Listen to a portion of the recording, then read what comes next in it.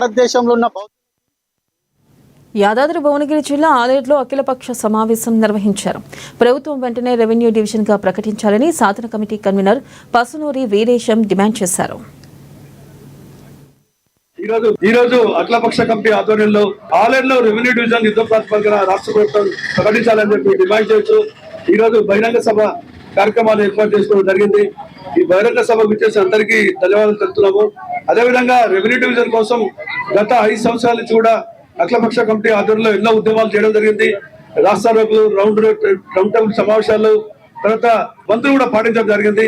గతంలో TRS party MLA సుంతా మెద్దారెడ్డి గారు స్థానిక గెస్ట్ హౌస్ లో మేము త్వరలో ఆలేరులో రెవెన్యూ డివిజన్ ఏర్పాటు చేస్తామని చెప్పి అధికార ప్రకటన చేయడం జరిగింది.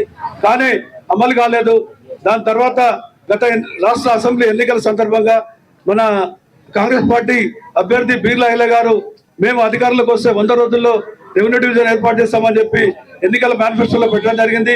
దీనికి అనుగుణంగా ఎన్నికల ప్రచార సభలో రేవంత్ రెడ్డి గారు, కోమటిరెడ్డి వెంకటరెడ్డి గారు కూడా మేము అధికారంలోకి వస్తే రెవెన్యూ డివిజన్ ఏర్పాటు చేస్తామని చెప్పి ప్రకటించినారు.